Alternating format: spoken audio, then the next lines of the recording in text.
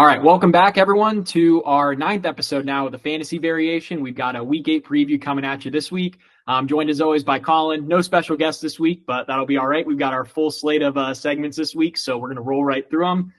Colin, we're back on a Wednesday night now filming, so we've got our ESPN weekly rankings to work with, which is great. And besides that, how are you doing tonight? Yeah, man, I'm good. We've got it all back on the normal Wednesday night, coming off of a brutal Colts win, if that makes sense. Somehow got the job done 16-10 against the Dolphins. But a win's a win, and got a win in fantasy too. So feeling pretty good. How about you? Heck yeah, I can't say the same for fantasy. Been a little bit of a rough patch for me, but we've been playing a lot of good teams, I think. So not expecting a whole lot of wins through the past few games. We've got an easier slate of games. No offense to Tanish and Nichols, but they both only got 2 wins apiece. So I can't say we're getting into must-win territory in Week 8, but we really need to pick up these two wins here, I think, if we're going to have a good shot at making the playoffs. And then as for my team, I mean, the Detroit Lions just keep rolling, man. Jake Bates brought the boom on the game-winning kick, which was awesome to see. Lions are now 5-1 and leading the NFC. And also a little fun fact for you, the last 4 games, the Lions have 18 touchdowns and 16, I think, incompletions. So the offense has just been rolling right now, and I love to see it. So even if fantasy isn't breaking my way in this league, at least I got the Lions to watch. Man, MVP alert for Mr. Goff there. Watch out. Yes, sir. A little check-in on my ticket. At work, someone brought it up. We have like this sports water cooler chat thing. And someone said that like he's plus 800 now. So now my $5 ticket's worth $20. So, but huge. we never cash out. So we're going to ride it out. We're going to hope Goff wins MVP. We just need people to stop thinking like Mahomes is going to be the MVP. He's got 6 touchdowns and 8 interceptions. So I'm tired of hearing all this stuff about him. It's their defense that's really just been dominant, and we'll see when we see him in the Super Bowl. We're gonna show him who's boss with our offense against their defense. So. Absolutely, hand it to him. Real quick, back to the Lions. How you feel about Jameson Williams? Can't stay off the. I don't know what it is this time. Drugs, gambling. I don't know what.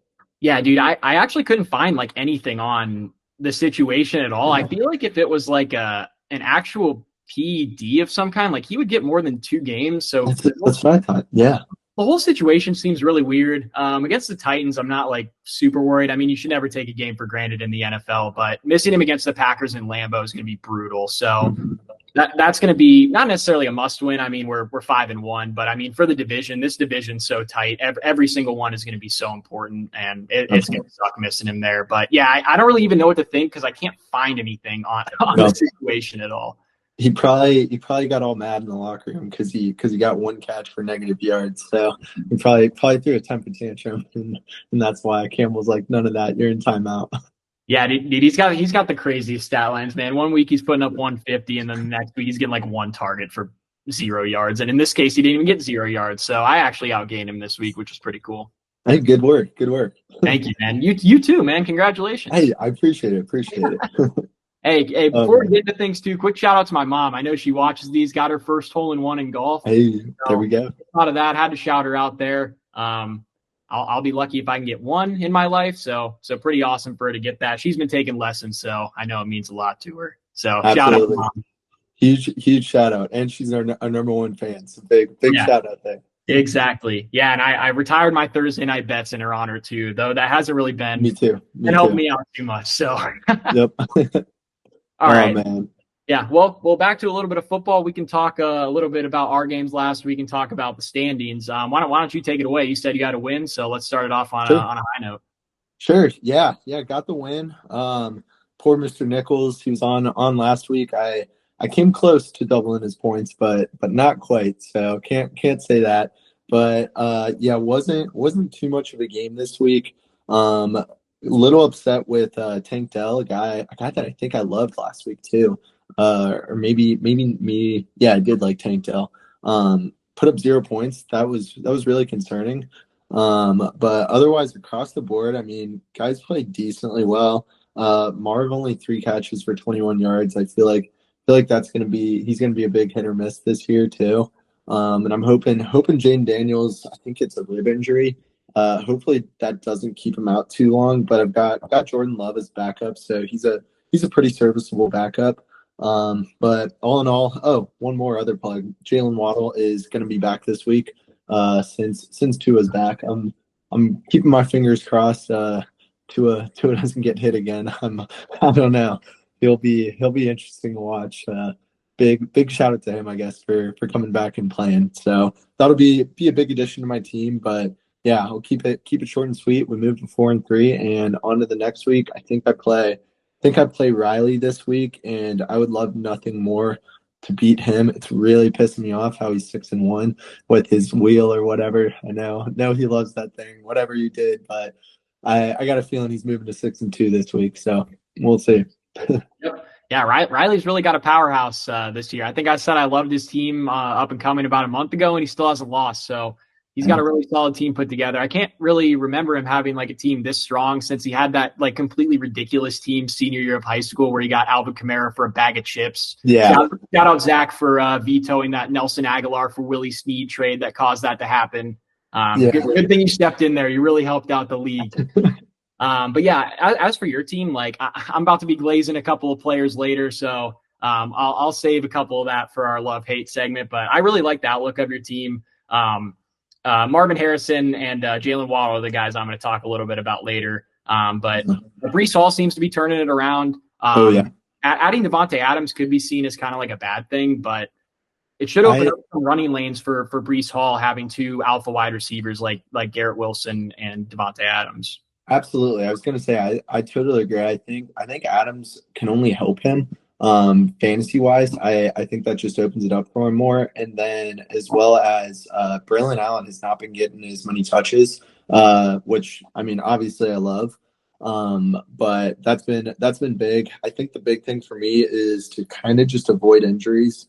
Really do not have many pieces on the bench at all. So if I can avoid injuries, I'll keep it going. So hopefully we can do that. But how about you? You want to recap your team real quick? Yeah, pretty much just a good old fashioned beatdown this week by Mr. Ryan Michael Elgin. My boy Baker Mayfield, I said I hated him last week. I think I did say that like you're not really probably gonna like bench him anywhere, but I didn't really like him at quarterback 5 and he finished at quarterback 2, putting up 27 points. Apparently the Ravens defense just isn't good, which I'm kind of surprised to see. I know the Buccaneers, when Godwin and Evans are healthy, are another like solid team to play against as a defense, but man, they've just been terrible every single week. Like you'd expect some sort of resistance, but they just can't seem to really get it done ever. Jahmyr Gibbs was the RB1 on the week. He was on my love list though, so that was good to see. David Montgomery got banged up, but he did come back luckily, so I was happy to see that. But yeah, Jahmyr Gibbs buried me from a fantasy perspective.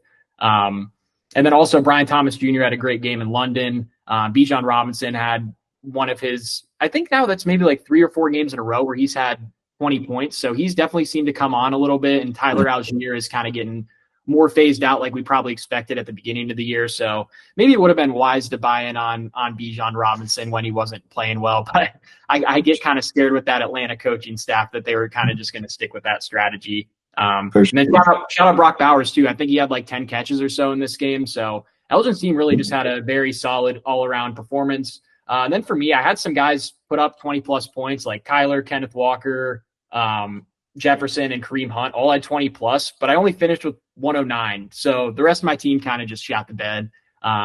We needed 155 points to pull this one out, so it probably was never going to be in the cards to get that many points. So shout out Elgin, nice week out of his team. I really like his outlook too at 3-4. We're both sitting there, and man, he's definitely a team like looking at it just straight up the roster. I would not expect that team to be 3-4. Absolutely. No, sometimes you just got to tip the cap. Good week for mine, Michael. We bounced back this week. Who'd you say you got? Tanish, maybe this week. I got Tanish and then Nichols. So, like I said, we really need to get it going now if we're going to be making the playoffs. Like I said, 500 should be good enough, but these are kind of the games that you probably need to pick up along the way because I'm going to play Riley again. I'm going to play Cole again. I'm going to play you. So we definitely got some tougher matchups down the stretch that we'd like to have some losses available if we need. Absolutely. Yeah, it'll be a fun stretch here. But I guess moving on and looking at the standings, a couple of things you want to go over, a couple of things you wanted to highlight there. Yeah, I just thought it was interesting that we have a 7-0 team and an 0-7 team. I believe this is the second time in our league's history that we've had a 7-0 team. If any of the people in our league are listening to this and they can remember a different 7-0 team, let me know, because I don't remember it other than the Ironheads. I was going to say, I Whatever, remember Green Hunt's Zach. rookie year, he was definitely 7-0 at one point, and I Yep. think it ended at 7-0. So we'll see if Ron can get to 8. I think that would be unprecedented in our league. And then as for the other side of things, Dean down to 0-7. Just really a tough draft for him. And I already said I didn't really like his team going into the year without injuries, and then getting hit with Puka Yeah. and CMC, like not really much you can do. He tried to trade him off for some pieces which have been helping out a little bit, but yeah, still can't seem to get in that win column. We'll see if he can pick one up this week. I'm not sure who he's playing. Let me take a look. He is playing Yeah, Nichols. Okay. Nichols. Yep. So that's a winnable game for him. That's one he's probably gonna have to pick up. He's coming off one against Ron, so that's probably a tough one there. Probably wasn't expecting to get the win there because man, this Ron team just keeps rolling. We'll see if anyone can stop him. Yep, absolutely. No, and then a good point there too. That trade that we talked about maybe 2 weeks ago.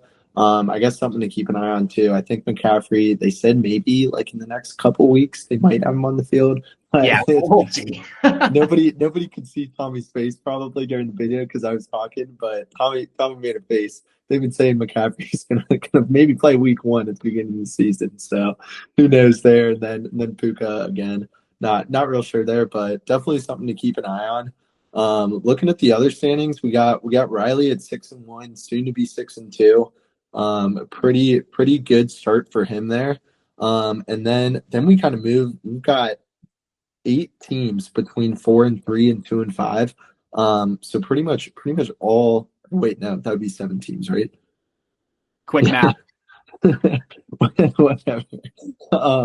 But a lot of big games for kind of everybody here. Because I mean, if you're 4-3, you can definitely afford a loss, but it's like you really want those wins. And then obviously, if you're 3-4 and 2-5, you don't have much room for a loss there. So big games coming ahead.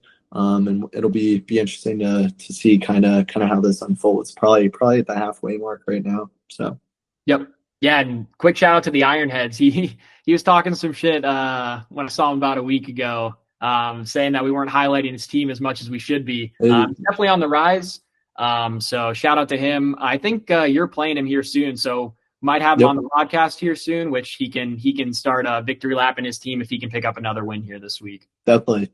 Yeah, he's definitely been on the rise. We'll shout him out for him. Oh man.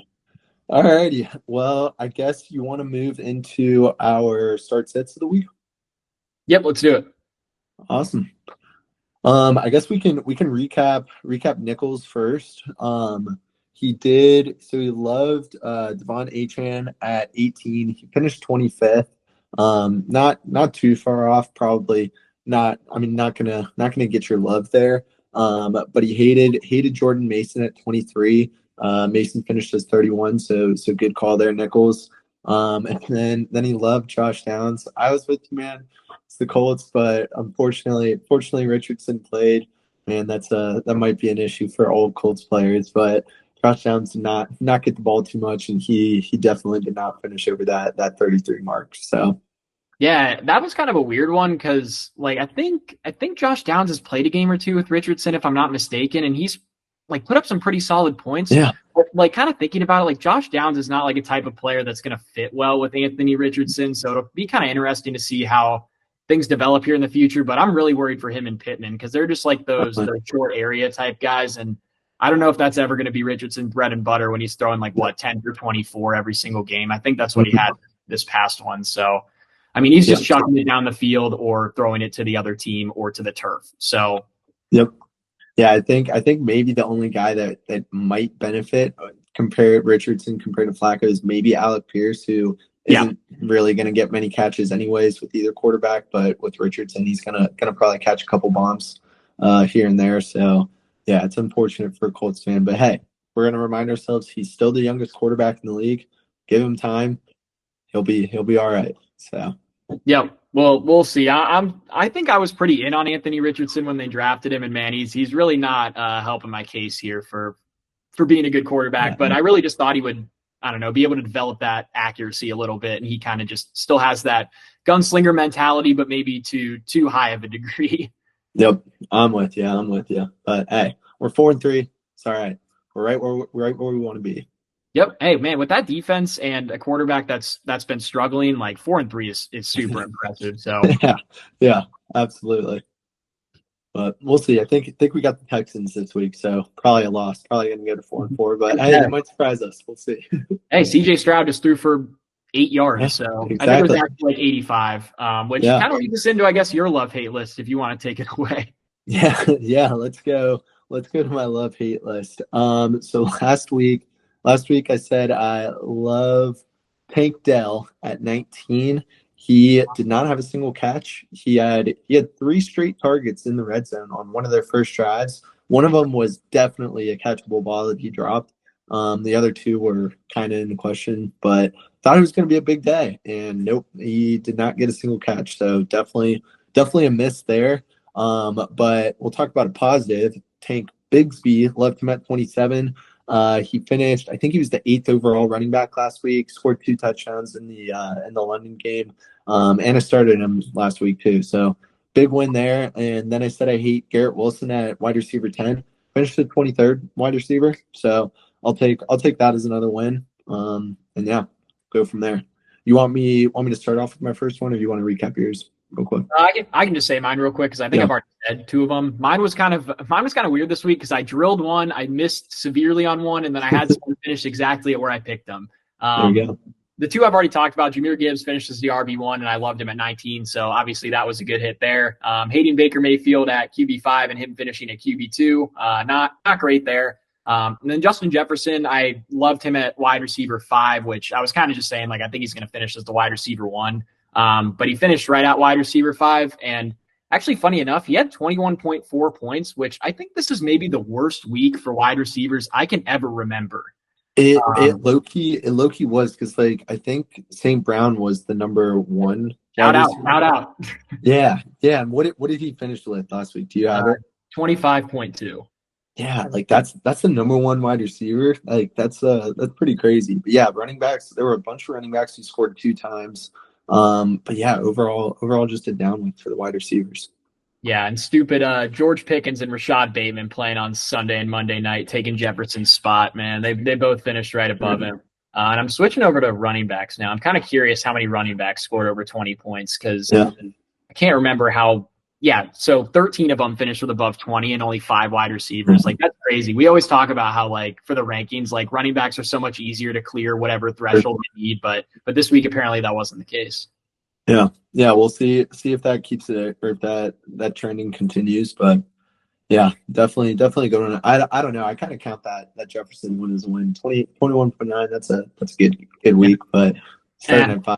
Yeah, on a normal week, that's not even getting you a top 5 wide receiver. That's probably more that's probably true than anything else. But I'm honestly surprised he didn't score more because obviously I'm a Lions fan. I was watching the game. I think he only had 8 targets. Like I feel like they weren't like giving him the ball as much as they should have. I mean, and anyone he's on is a mismatch, and the Lions love to run good old one-on-one man-to-man coverage, no matter if it's Jerry Rice or Jesus Christ lining up a wide receiver. Man, they're putting Carlton Davis on him one-on-one. So I'm kind of surprised that he didn't finish with more. But oh well, on to the next one. We move on. All right. Well, do you wanna start with the left hate, or you want me to? You can go ahead. All right. Well, let's go. So with my first one, we're gonna go all 3 loves again this week. We're gonna go Cooper Kupp at 11. We're gonna love him. I know that's probably a bold one considering he's coming off injury. But I mean, we said it when he was healthy. Like, this guy's probably gonna be. I mean, he's gonna put up his numbers like he did whatever year. Stafford's gonna keep feeding him the ball. Washington's D. I mean, a lot of people think it's really bad against pass and wide receivers, and it's not great, but it's kind of middle of the pack. But besides the point, I still think 11 is too low. If he's healthy or if he's playing, I'm gonna assume that he's full go, and that Stafford's gonna keep feeding him the ball. Oh shoot, I think it is a Thursday night game, but it's all good. So Minnesota has done a good job against against wide receivers, but a lot of the time they've gone up in games and or wait, no, what was I going to say? Oh, sorry. No, they've done a good job, but man, I'm just losing my train of thought here. Sorry. I don't know. Anyways, I think the Rams are going to go down, and they're going to be throwing the ball a lot during this game. So good game script, I think, and just feed Cooper Kupp the ball. Go Love over 11 at wide receiver. Yep, it's hard to say that's a bad pick because we just saw Amon-Ra be the wide receiver one against the Vikings. So when you get a good offense against them, hopefully you can get some fantasy points. It's kind of hard to tell with them so far this year. I think this is what you're trying to say is that like they've always been like up so much in games. Like it's hard to tell like what they look like in a neutral game script. And probably the Lions game was like the first time that we actually got like a real chance to see that. So we'll see if the trend can continue that. Maybe they're not that great against wide receivers. They're obviously a great defense, but they're like a defense that I can't really name a whole lot of players on. So we'll see how long it can hold up as being a great defense. But Brian Flores is doing a great job over there. But Laura Fuller's probably gonna be cooking you in the comments for picking a Thursday night game. So we'll see if we can break the Thursday curse. We'll see. Sorry, Laura. All right. I will take it over to my first love then. And I've got 3 loves, 3 wide receivers. So not much diversification today, but the wide receivers are really talking to me this week. And I feel like ESPN was really low on a lot of them. And I've actually got 2 from your team. So I know you're going to love these 2. My first one's going to be my boy Jalen Waddle. We're still looking for that first receiving touchdown this year. We need 6 more. We got plenty of time. We're just going to need to make quick work. I love him at wide receiver 22 against the Cardinals. I really just think, and I'm going to talk about this later too, a little foreshadowing here. But I think this is going to be a high scoring game with Tua back. So I really like not only for the Cardinals to do well against the Dolphins, kind of like the Vikings. It's been hard to tell what their defense looks like because they just are down every single game and teams don't need to score. But I don't think they're really all that great of a defense. They got a handful of good players like Jalen Phillips and Jalen Ramsey. So they got some talent over there, but I don't think they're really all that scary. And then for Jalen Waddle's case, I expect them to obviously put up points and look like the Miami Dolphins of last year with him back.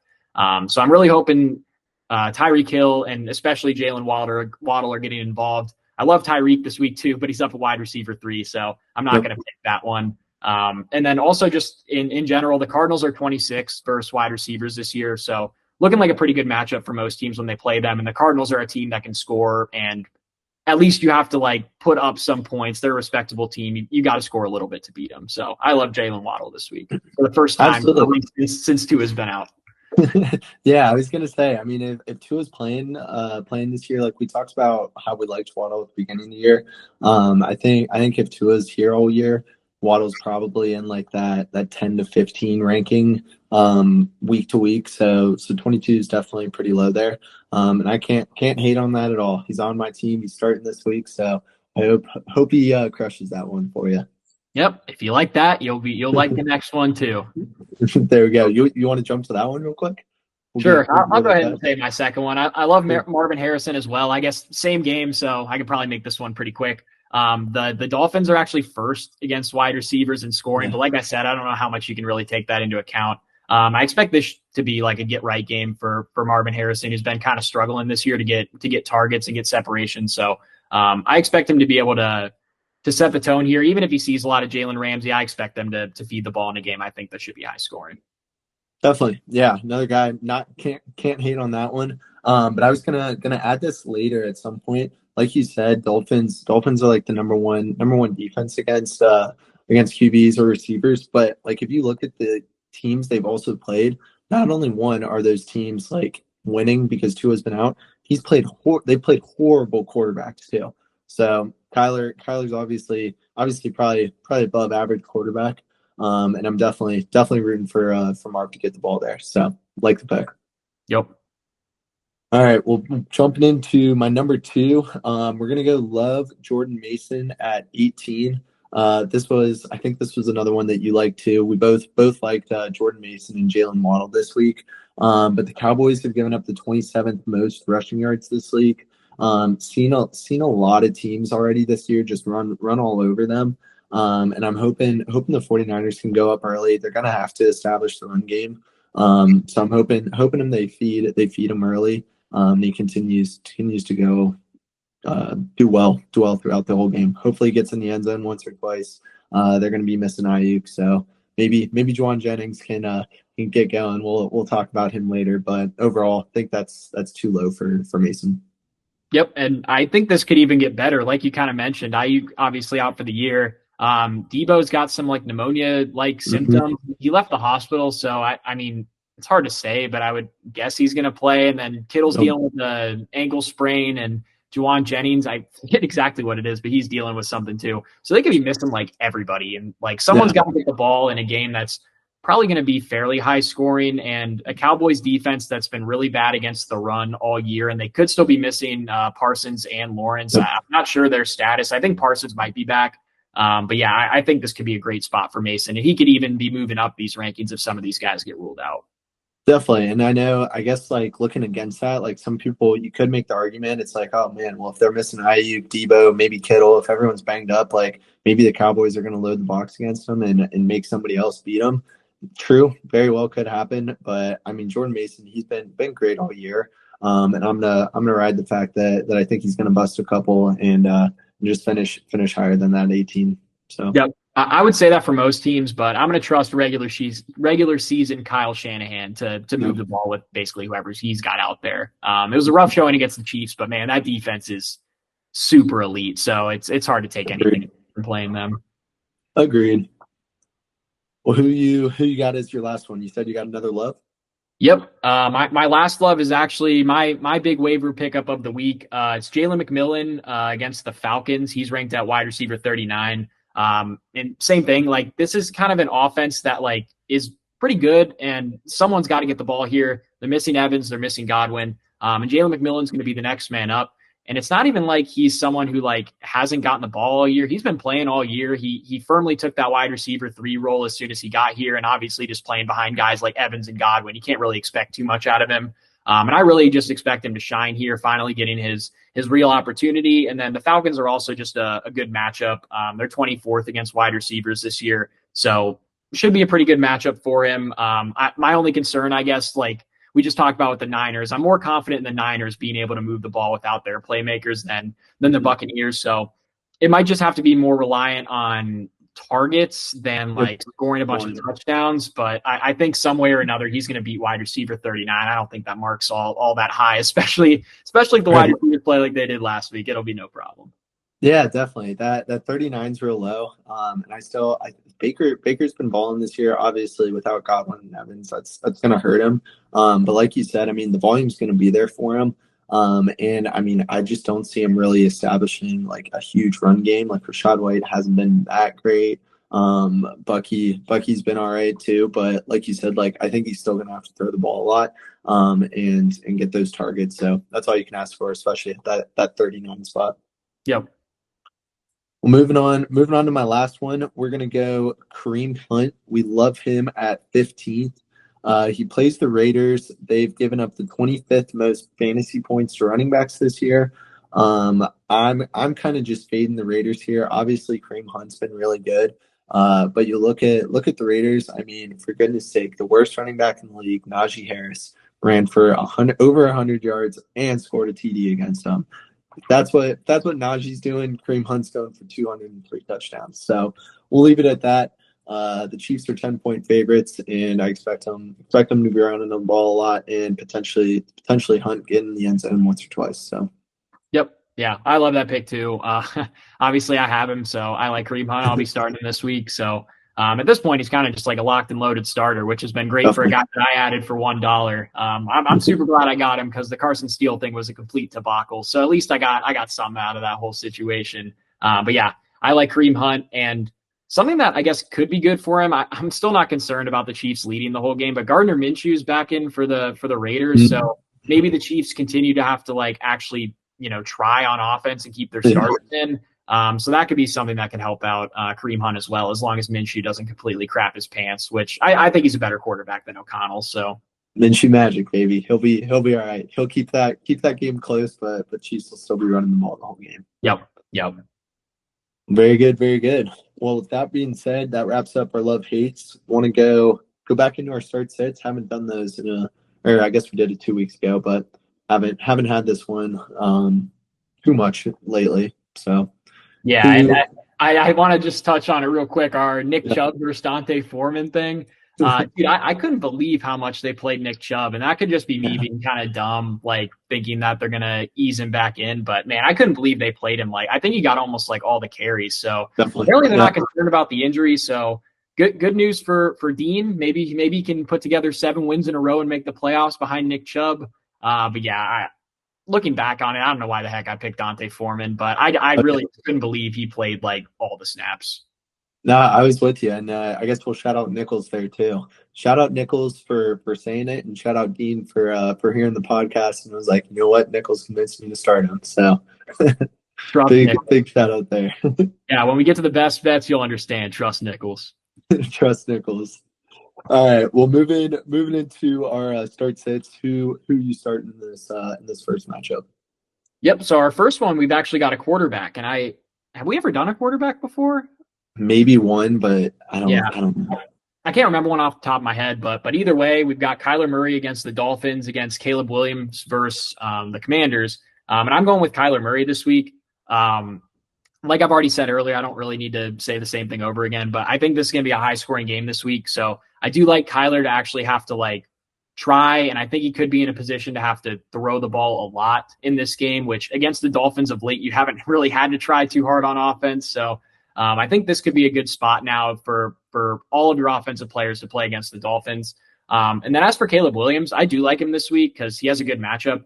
The only concern, I guess, would be that if Jaden Daniels misses, the Bears might not have to be as aggressive on offense as they normally would. And then I don't know. I don't think I could ever put Caleb Williams in over Kyler Murray in my lineup. So kind of just going off of like the players themselves, I'm just going to bet on the guy that I think is a better quarterback, and that's Kyler Murray, who is representing Cup of Rice, which now that I say that out loud, I think we need a name change. We are struggling, and She Rice is not coming back. Oh man, no, I don't necessarily. I don't disagree with a lot of the things you said. Obviously, I'm taking Caleb over Kyler. We look at the matchups. Caleb obviously is a pretty favorable matchup against Washington. That does concern me with Daniels potentially not playing. But either way, Caleb Williams has been playing really good. I think he's got the rookie struggles out behind him. So I anticipate him being good. I mean, last week he put up 28. Week before that he put up 23. So hoping he continues that trend. And then I mean with Kyler, Dolphins, yeah, they have, like we mentioned earlier, they have that really good quote unquote defense. But I don't know. I'm still not trusting him. He's been a little disappointing. To me, I thought he would be a lot better than he is. So I think this is going to be a fun one to watch, but overall, we're going to go Caleb over Kyler. Yep, and maybe one thing I forgot to throw in too. I think a few weeks ago I was talking about Kyler had been so disappointing on the ground this year, and now I think in his last 2 or 3 games he's got like 2 40+ yard touchdown runs. So that's kind of an element that I don't think Caleb Williams maybe has in his bag. Like he's pretty athletic, but I don't think he has that type of breakaway speed. So Kyler Murray, if he gets one of those plays, I mean it's going to be tough for Caleb to match that, even if he does throw like 3-4 touchdown passes. Definitely. Yeah, and I think those runs too have kind of been carrying carrying Kyler's numbers, but still, if he doesn't bust one, I think I got a good chance there. So we'll see. Well, moving on from that, we got our next one. So I'm going to go with Brian Thomas Jr. over Amari Cooper. You want to give yours first or me? I can go ahead real quick. Okay. Amari Cooper's playing the Seahawks, and they're about a middle of the pack defense against wide receivers. So not like a great matchup, not horrible. The defense in general for Seattle's been pretty bad this year. I think they just had a pretty good game against the Falcons, though. So that was good to see, I guess, for Seahawks fans, their defense finally kind of stand up to someone. But I just keep thinking back to the Lions game where they just got run over basically every drive by the Lions offense. He's going to see some Tariq Woolen and see some Devon Witherspoon, which kind of sucks. But I'm really kind of just hoping that both these offenses show up this weekend and kind of get a shootout here. If that's the case, I think Amari Cooper with another week getting into the playbook, he already had a solid week last week. I want to say his stat line was 5 for 66 and a touchdown, something like that. So for someone who literally just got traded 5 days before, I'd say that's pretty solid. So I think if the Bills offense can click this week, then he's probably going to have a pretty solid week, despite maybe seeing some tough cornerback matchups. Yeah, definitely. I guess my reasoning kind of behind this is so one for Amari. I mean, he's on a new team. He's still learning the playbook. Yeah, he put up decent numbers last week, but you still got those question marks. And like Josh Allen over the season hasn't been thrown for many passing yards. He's kind of been dumping the ball to James Cook, Dalton Kincaid, Coleman, Shakir. Like he's got a lot of average weapons and hasn't really focused in on one guy yet. But more so, I'm just really high on Brian Thomas Jr. He's gone over 20 points in 3 of the last 4 games that he's played. The over under is 49 in this game. They played Packers. Forgot to mention that. The Packers are relatively good defense against receivers, but I expect the Packers to be scoring and scoring quick. So one, I mean, they're going to be up. The Jaguars are going to be have to be throwing the ball. But two, I mean, if the Packers are scoring so quick, that's just going to give more opportunities for the Jags to have the ball and Thomas to get some points there. So. Yep. Yeah. So far, I like both your start sits on your side too. I can definitely see like an argument for him. And Brian Thomas Jr. I liked him coming out of the draft, I guess, but I can't believe how fast he's just surpassed Christian Kirk, and Oh, I yeah. should throw Gabe Davis in here because he sucks, and even Evan Engram. Like he's totally become the alpha in this offense that seems like it had a lot of mouths to feed, and it's making it seem like there's not a lot of mouths to feed. It's just him, and he's been doing great with all the targets he's been getting. So shout out Brian Thomas. I like that pick as well, but I'm sticking with my boy Amari Cooper. Absolutely. Yeah, both those two should be fun ones to watch. I expect them both to be pretty close. So are we both 8-5 on Yep. the Yeah. year? You tied it up after like from 2 weeks ago. Yeah. And if anyone's wondering why we're both 8-5 at the beginning of the year, what did we do? Like we had like why how are we both 8-5 actually? We both like the first week we just had like 3 start sits, and rather than like on one of us picking each Against side, we each just other. picked what we wanted and we picked the same ones and it went 3-0. Yep. Gotcha. That makes sense. Well, so the last one we got Wandale Robinson against Juwan Jennings. So I'll let you start again. Yep. Little caveat here, I guess, because Juwan Jennings is questionable. So we've already discussed, and if Juwan Jennings misses, I'm taking Ricky Pearsall. So I've got basically all the same reasonings against them, but I'm going with Juwan Jennings against Dallas over Wandale. The reason really is like they could, like we've already said, they could be missing a lot of weapons, and at the very least, we'll have Juwan Jennings kind of stepping into that Brandon Ayuk role in the offense. So Brandon Ayuk's been really underwhelming so far this year. So I will lead off with that. I don't know if he if he does actually take that role, it's not going to translate to a lot of points. But the Cowboys defense is going to probably be shorthanded, like we said, without at least Lawrence and maybe without Parsons. And then I think I talked about it when the Lions played them when I picked Jameson Williams, is that their cornerbacks, they're big name players, but they really allow a lot of big plays downfield. So it really just takes one slip up from Diggs or Deron Bland to let a guy like Juwan Jennings have a huge play. And then also the Cowboys coming off of a giant loss to the Lions and then having a bye, I think they could be in store for a good offensive week coming off of that. So that would force the 49ers to have to throw. And if the 49ers have to throw, Juwan Jennings, Ricky Pearsall, whoever's out there, someone's got to get the ball. And this team's coached by Kyle Shanahan, so he'll figure out a way to move the ball. Absolutely. Yeah. We'll definitely see. Hopefully it's Juwan Jennings that gets the nod there. Hopefully he's not hurt. But I'm going Wandale Robinson. It's ugly. It's gross. Malik Neighbors is back. They're playing the Steelers. It's bad. But besides the point, so the past 5 games, Robinson's earned 8, 14, 9, 11, and 9 targets. The volume's there. Obviously, Neighbors did not play 3 of those weeks, but still had 8 and 9 targets those games that Neighbors was there. I mean, the Steelers D is very good. But kind of what I'm anticipating is maybe some shorter passes, get the catches for 8 yards, those 1.8 catches, get like six or seven of those, and kind of just hope that Jennings just doesn't go off. So we'll see. It's definitely a risky play. I hope that if you're listening, you don't have to choose between Rondell Robinson and Juwan Jennings. But if you do, I think Robinson might be the safer play. It's on Monday night, so at the very least, it gives you something to cheer for on Monday night. So. Yep, this is an interesting matchup too, because Wan'Dale Robinson's kind of that guy that you know is going to get you like somewhere between like 8 and 18 points, and that's literally Yeah. it. And then Juwan Jennings could give you anything between 0 and whatever 46 and a half, whatever he had that one time. So huge range of outcomes for him, and probably Wan'Dale Robinson. You can't say the same. So we'll see how Juwan Jennings plays. We already probably know how Wan'Dale Robinson's going to play. Absolutely. Yeah, definitely three fun ones that we'll be tracking this week. I'm excited to be 11-5 next week when we come back to this. I was just about to say maybe in a little nicer way that this one will break the tie, assuming that we don't have any like first quarter injuries out of anyone. We do have a replacement for Jennings, but I guess the other guys could still get voided if we have an injury. So definitely. Oh man, well, definitely something to keep an eye on. But so moving on from that, we've got a trivia question. I'll be giving it to Tommy this week. So I'm actually pretty excited for this one. I think you've got a good chance at getting this one relatively quick. Some of these guys will be easy, and then some of them I was a little bit surprised on.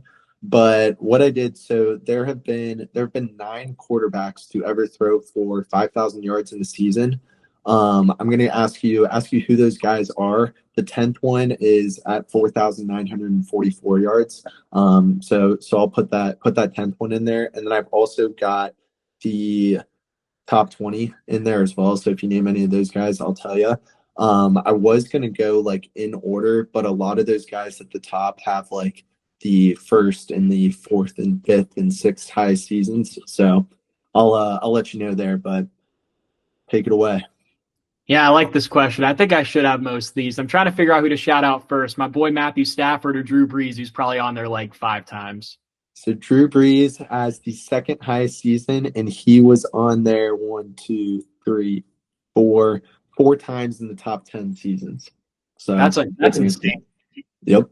So you say he's done 4,000 5 times or He's 5,000 4 times. 5,000 4 times, correct. Yep. Insane, dude. It's insane. Yep. I knew that, and that's still so crazy. And I don't even know if any quarterbacks have done it twice. So pretty impressive. Yeah, we'll go with your boy Stafford. He is the number 8. He's only gone over 5,000 twice, I believe. Wow, he did it a second time.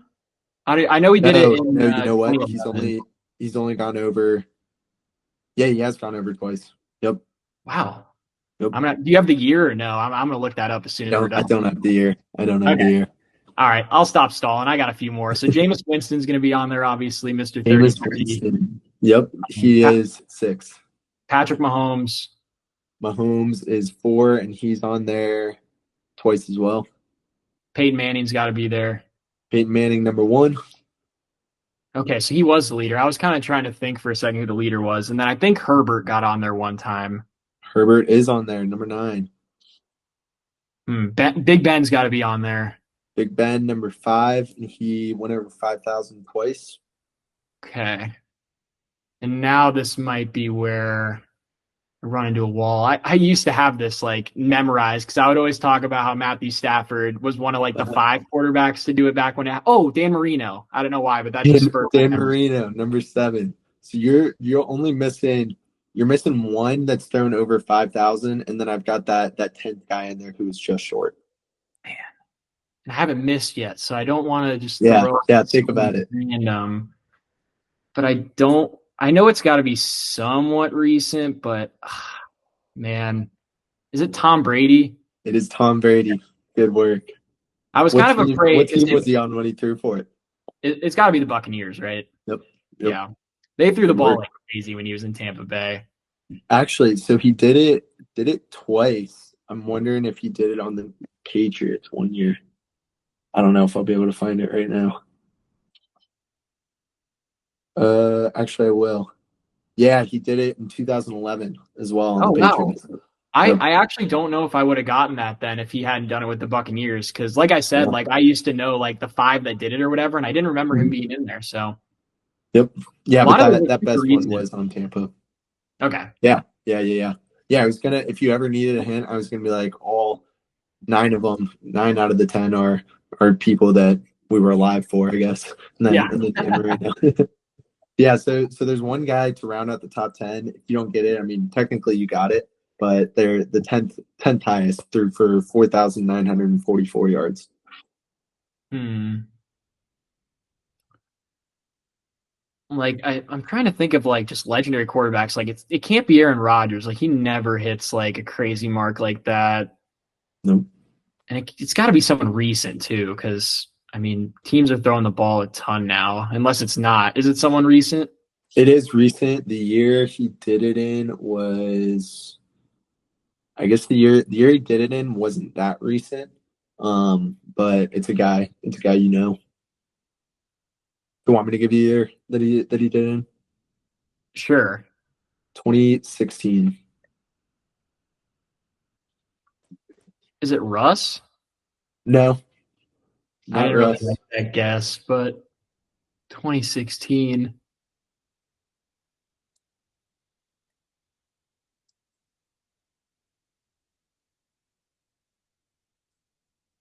Hmm. I don't know if I have any really good guesses off the top of my head. The Yeah. only name that's No, really in no. my mind is Carson Palmer. That's not going to be it. But he was slinging it on Arizona. Shout out to him. Yep. Um, is it Burrow? Oh no, you said 2016. I'm an idiot. I was Yeah. just thinking of anybody.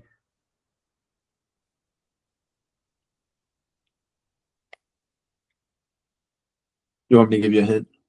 Sure. He played on the Colts, but he did not Wade. throw for this yardage on the Colts.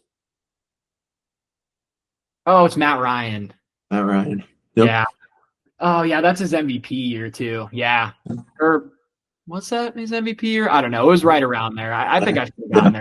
there faster. I kind of always forget about Matt Ryan. I mean, he was always Mhm. so consistently solid, but only really had that one year where he like totally blew up. Definitely. Definitely. But yeah, I mean, what you were 9 for 9, right? And Yeah, we'll take it. that was basically the question. So great work there. Let's Yeah. go. Very good. Yeah, some other notable names. So like 11, 12. So 11 was Eli, 12 is Kirk Cousins, 13 Tony Romo, 14 Dak, 15 Kurt Warner, 16 Deshaun Watson, 17 Derek Carr, 18 Fouts. I don't even know who that is. I think David Fouts. Yeah, He's sort of an old time guy. Older yeah, and time. then 19 we got Philip Rivers. So that's all I've got. Rivers. Yeah, Kirk Cousins actually would have been one of the next few names I probably would have thrown out if I was just sitting here for a Sure, second with no hints. So sure. Yeah, but good work. That was probably the best answers we've had in trivia this year. So yep. Yeah. And then good Jared work. Goff's going to be the 10th on there. So if we run it back Yeah, next yes, year, sir. we'll have 10 to round it out. Yes, sir. As long as Anthony Richardson doesn't get there before him. I think I got my whole life to wait on that one. So I think we're good there. Oh man. All righty. Well, I guess we'll wrap it up here. Go to best bets. Yep. Let's do it. And I can touch on mine real quick. I've officially Sure. hit 10 loss mark here on our best bets. I'm 2-10, down about 8.5 units. So not great. A real heartbreaker in Green Bay as they won by 2, and I had them 2.5. Just I think there wasn't. Oh no, I was gonna say there was a missed extra point, but it was by the Texans. I was thinking it was the Packers for a second. So I didn't get screwed by an extra point at least, but yeah, that game was a lot lower scoring than I thought, and the Texans really hung in there without throwing the ball a ton. So it was kind of a weird one. Packers end up only winning by 2, so that kind of sucks. And then the Giants just got freaking destroyed by the Eagles. I forgot to factor in the Saquon Barkley revenge game, so that's on me. Didn't think that one through. I just thought I'm super out on the Eagles. I think they're super overrated. But Saquon was looking angry that game, and he was not getting out of there with a loss. And I was just hoping they won by 3. I guess would have been the ideal scenario. Yep. Well, shout out Saquon. He was on the bench. Sirianni came over to him and he's like, "Hey, you're 13 yards short of your career best. You want to go back in?" He's like, "Nah, let the young guys eat." So shout out What a guy! Saquon. What a guy! Great guy. We'll recap mine. Before that, we're gonna shout out Nichols 2-0. He took the Bengals spread and the Commanders spread. Pretty sure what Commanders destroyed them, right? And then Oh yeah. Bengals made it close. But still covered the spread. So great plays there, Nichols. 2-0. Can't complain. Heck yeah. Making the viewers money. So good work there. Yeah, I think the Commanders covered like the alt minus 30 and a half or something. Yeah. It wasn't too close. Yeah, and without Jaden Daniels too. Yeah. Game, so Shout out Marcus Mariota, man. He was balling. Balling out. Well, and then we'll go to mine. So first one, the Colts -3 made us work there. Won 16-10. It was ugly, but we'll get the dub there. And the other one was the over in the Commanders Panthers game. Just needed the Panthers to score, man. I mean, they scored 7 points. Commanders almost hit this on their own, but came up a few points short. I was a little worried since it was such a high total. But yeah, I was expecting the Panthers to score a little bit more against that soft defense, but didn't end up what happening, and we go 1-1. So yep, I forget if it was you or Nichols that brought it up as like the concern for that one being just like the Panthers can't score the ball, and yeah, we saw that come to fruition, I guess. But I said that at least one of yours or Nichols' bets should hit, so at least one of them got through. We didn't have a nightmare scenario where like it was a super low scoring game, but honestly, it could have looked like it when Mariota was coming. It was probably a little scary for a second, but we didn't get that like 10-7 game where neither team can score and the Panthers like hang in there. So definitely. Well, I guess we'll go on to our best bets this week. I guess I'll start. I got Caleb Williams over 226.5 passing yards. Got this at -115. Kind of already touched on him earlier, so I won't say too much here. But I'm just high on Caleb Williams. He's been balling out lately, and I think this is just too low of a number. It is a little concerning with Daniels out, but hey, man, maybe Mariota can keep balling and keep some pressure on him to keep throwing. So I think that number's too low, and we're gonna expect Caleb to go for like 250, maybe more. Yeah, I ain't gonna lie, I hate that pick because Kyler Murray's outscoring him. So fair enough. No, I do like that pick though. As long as Jaden Daniels, or I guess if Mariota's playing, as long as they can move the ball against the Bears, which much easier said than done. But as long as they force the Bears to have to throw the ball, I think he should easily hit this total against a secondary and defense that's pretty bad. So we will see. Okay, I guess over to mine, and I'll make this first one really quick. I don't know if I should put all my eggs in one basket, but I keep talking about how this Cardinals-Dolphins game is going to be high scoring. So I'm putting my money where my mouth is with the best bets, and maybe not the best idea because I seem to miss on all of them. And now all my love hates are going to miss.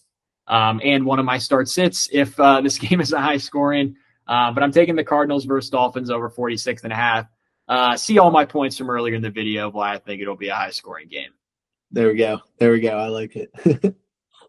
All right, so moving on to the third one, we're going Eagles team total over 23.5. Got this at -108. They play the Bengals. Bengals have just struggled recently. I like the Bengals offense to continue to shine. I mean, last week, I guess not shine. They haven't been that good. But I just think this is too low. I expect the Bengals to turn it up against a better team, and just keep this high scoring. And 23.5 is a good number just because it's under that 3 touchdowns and a field goal. So last week the Eagles did pretty well. Expect them to keep it going. Yep. Yeah, and that's a great segue into mine. I don't think I need to do too much without starting to talk about my last pick. I've also got the over, and you see I'm staying away from spreads and money lines now. I'm scared of everything. I'm trying out maybe some over-unders instead to see if we can hit something. But I'm taking the total over in the game for both teams, Eagles versus Bengals, and it's at 47.5. I really just don't think I trust either of these defenses to hold anybody, much less good offenses like they both have. So I expect them to both come out swinging. The Bengals really need this win, and the Eagles trying to chase down the Commanders, I think they really need this win as well. Yep. They're all finally healthy on offense, it seems like. At least they're skill position players. I don't know if I can speak too much about their offensive lines. But I think if both these offenses are healthy and playing against each other, I think this should be a high-scoring one with some subpar defenses. Couldn't agree more. Too many stars in this game. That over-under is too low. And I like that. I'll be betting it with you, kind of doubling down on the Eagles there. So love it. Well, lastly, I was gonna add a third play, and we'll make it kind of like an honorable mention. I'm expecting Joe Mixon's rushing yards to be between like 75 and like 80, 82. It's not out on any sports book yet, but if it is, will be making that official play. I guess I can check right now real quick, but Mixon plays my Colts. They're just not good. He's gonna run all over them. So I might even take this up to. I'll make a decision right now. If it's at anything under than 84, I'm gonna take that and make that a bet. If it's over 80, 84, then I won't. Just one unit play there, but we're gonna put that in. We have a live bet being placed here on the podcast. First, oh Yeah. no, I think you put in Mike Evans anytime touchdown on the pod and then it missed. So maybe you might want to hold on there for a sec. We're just gonna see if it's up. We'll see if it is, and it's not up. That's a good thing for me. Perfect. So we'll see. Might have three plays this week. I don't think either of us have had three plays this week, so maybe it'll be good, or might just go down to whatever -9, 10 units after this. So we'll see. Yeah, I was thinking about maybe making a third one, but I already told you I was thinking about the Cowboys money line. I was like, I just need to step away. I cannot be picking the Cowboys against the 49ers on the road. So I decided to draw the line at my two bets. I like it. I like it. Well, very good. Well, I guess do you have anything to add before we wrap it up? No, Tigers don't play anymore, so I have nothing to add anymore at the end. Fair enough. I like the Tigers sweatshirt too, by the way. Always got to be repping. Yes, sir.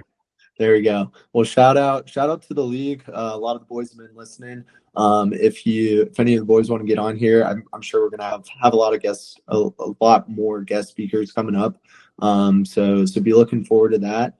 And next week we may have Nichols or Yost on here. So we'll see, but we'll keep it kind of the same format, and hopefully come back with some best bets or with some winning bets and a lot of winners here. So that'll be it. Thanks for listening.